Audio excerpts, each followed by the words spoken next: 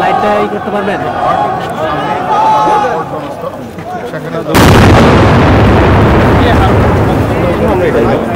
ধাওয়া পাল্টার এক পর্যায়ে তারা শত শত ককটেল বিস্ফোরণ করে পুলিশের দিকে।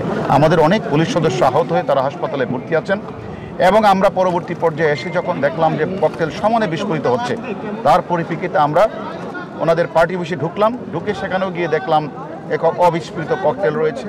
সেখানে আমরা প্রায় 2 লক্ষের অধিক টাকা পেলাম এবং লক্ষ লক্ষ পানির বোতল, খিচুড়ি, 160 বস্তা চাউলের বস্তা সহ আরও অনেক সরঞ্জাম টাকা সেখানে পেলাম। আমরা আমাদের এবং খিচুড়ি পাক করা সেখানে ছিল। আমাদের বিষয়টা হচ্ছে যেখানে আমরা একটা শান্তিপূর্ণ সমাবেশ করার জন্য আমাদের বিএনপির পক্ষ থেকে তাদেরকে সৌরভ দেওয়া হলো, সেটা আরও 3 দিন বাকি।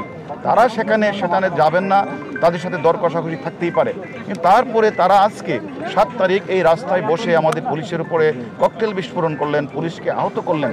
তার ধারাবাহিকতায় কিন্তু আমরা আজকে বিএনপি আমরা অবিস্ফোরিত ককটেল পেলাম, যেটা আপনারা এখন দেখলেন বিস্ফোরিত হয়েছে। এবং আমি মনে করি এটা একটা তাদের দুর্বিসন্ধি একটা প্ল্যান, যে তারা হয়তো ভাবছিল যে এই পানিগুলি এনে, খাবার খিচুড়িগুলি এনে, চাউলের বস্তা মজুত করে তারা এই পার্টি অফিসের সামনে বসে তারা এই ঢাকা শহরে যান চলাচল বিঘ্ন করবে এবং তারা বিভিন্ন ধরনের ঘটনা ঘটানোর তাদের একটা পরিকল্পনা ছিল।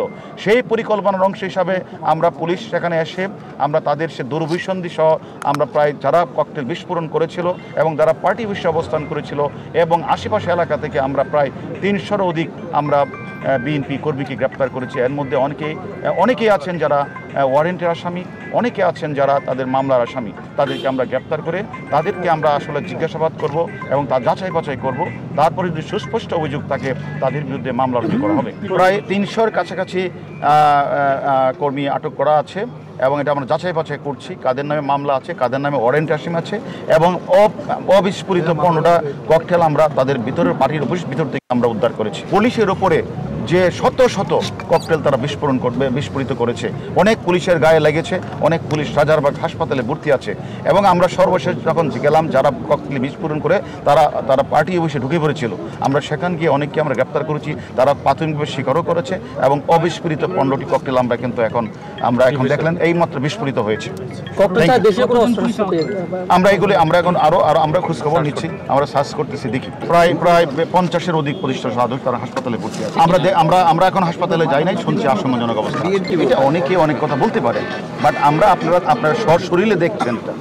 সংবাদ, ফিচার ও অনুষ্ঠানের জন্য ভিজিট করুন সংবাদ প্রকাশের ওয়েবসাইট এবং যুক্ত থাকুন ফেসবুক পেজ ও ইউটিউব চ্যানেলের সঙ্গে।